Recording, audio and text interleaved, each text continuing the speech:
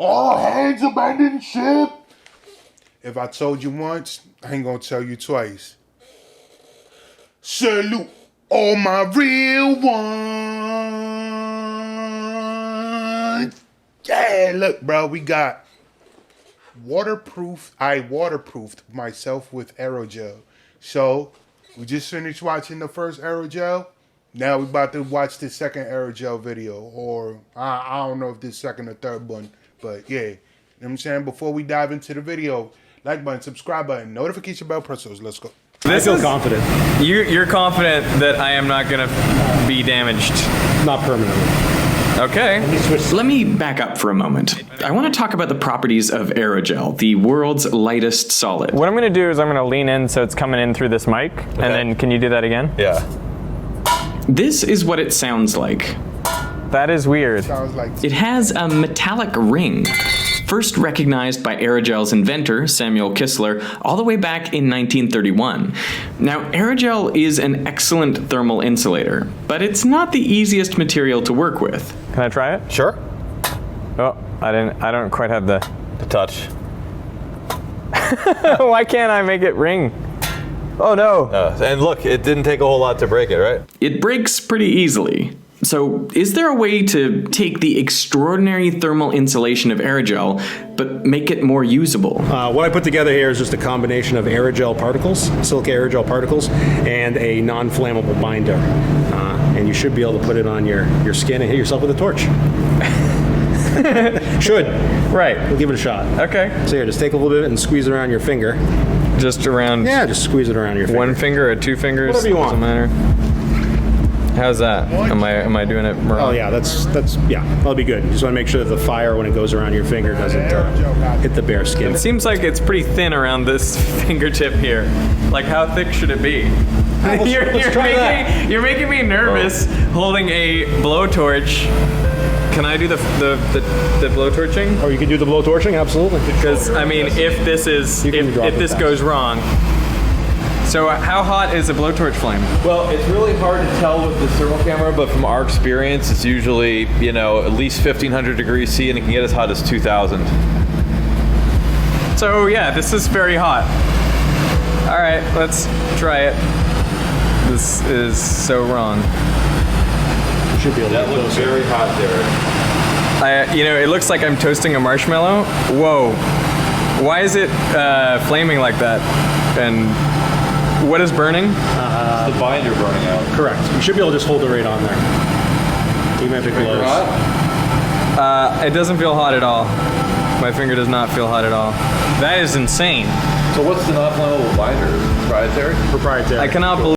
I'd have been like, yo, Champ, how about I hold the blowtorch and y'all put y'all fingers at risk? You know what I'm saying? Like, nah, dog, I'm cool. I like my fingers just the way they are. Believe how little warmth I feel passing through that. The FLIR 1020 thermal camera has different temperature ranges, and here the Aerogel is clearly hotter than the 160 degree Celsius upper limit. I mean, it's glowing orange hot. So it's clearly incredibly hot. I mean, if you can see the black body radiation, you know that it's very hot. So we went to the highest temperature range. So this goes up to 2000 Celsius. 881, 907. 907. 907 degrees Celsius. That is absurd. Pretty hot. Right in front of my fingers. What? So this was about almost 1000 Celsius, but behind this thin layer of Aerogel, my fingers are just warm. Yeah, it's at 31 degrees. Wow. Are you a believer? I mean, it is clear this stuff insulates. This video is about taking Aerogel's extraordinary properties and improving on them. For example, I'm about to step into this pool without getting wet.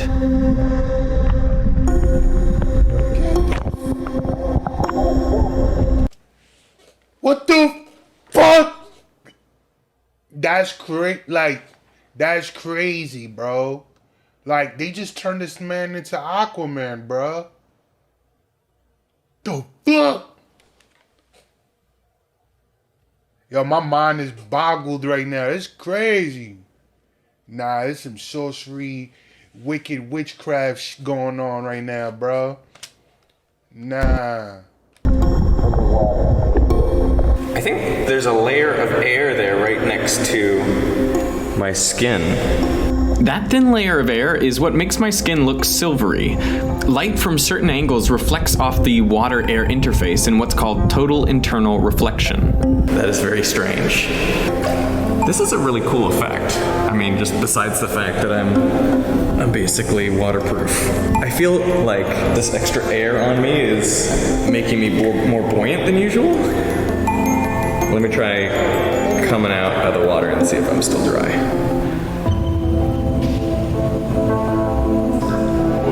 That is trippy. I don't really feel wet at all.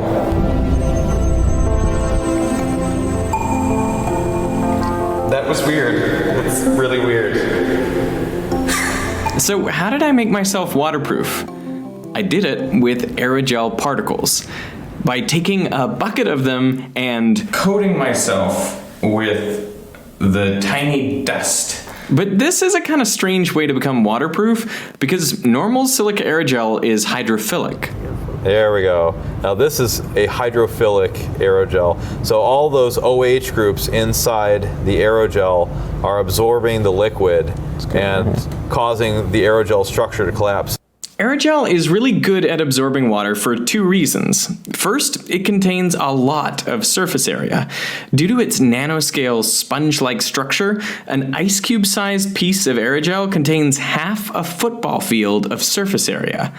That makes it good at absorbing lots of molecules, something scientists have sought to exploit. My favorite application, which I still think today is a good idea, is the idea is a physical insecticide. So most insecticides work by being neurotoxins. They're called cholinesterase inhibitors. It's the same mechanism as nerve gas, and we spray this on crops and things. But a physical insecticide works by basically getting stuck to the outer skin of the insect and basically sucking all the moisture or the oils out of them to the point where they just sort of dry out to death. That's a pretty grim assessment there, buddy. Yeah, but Kind of like I mean, as long as it doesn't do it to the people eating the crops, then you know what I'm saying. We got to do it. putting salt on a It's us or them. plug or something Yeah, like that's that. a very good analogy, exactly. The other reason it's good at absorbing water specifically is because its structure is covered with OH groups, which attract water molecules. And that makes it ideal for use in museums. In the past, I've been working with a company in Italy called Gopion, which makes museum cases. I mean, they made the case for Mona Lisa. And they are interested in putting aerogels in the cases because it's a passive moisture regulator, essentially. Once you have it inside, if the moisture increases, the aerogel absorbs a lot of it. If it decreases, it releases some of it. Aerogel's ability to absorb is even being used right now to help detect Mars quakes. These were the ones that were made for the NASA InSight mission. This aerogel looks like chalk because so-called zeolite particles are dispersed throughout it. They can absorb moisture even at very low pressures. There is a seismometer that contains 3 small seismometers and requires, since they're so small, they require exceptional vacuum inside, otherwise the motion gets damped. So that's what we developed this for. The zeolites were helping absorb the moisture predominantly that was coming off of the I was a part of the team that helped build that. You know what I'm saying? I really can't go into too much detail because it's all classified information. But I got to tell you that I pretty much worked hard. And you know what I'm saying? None of this would have been possible without my contribution because I'm the one that did it all. You know what I'm saying? So if y'all just wanted to know that tidbit, it's all because of me. You know what I'm saying? the epoxies and cable outgassing, different things. So that is, it's sort of maintaining the vacuum by pulling things It's out. essentially a vacuum pump, if you think of it that way. And what's interesting about it is it doesn't require any power, any consumption. It's very light. So essentially, this is what enabled the InSight mission to work. Aerogel can absorb up to 25 times its weight in water.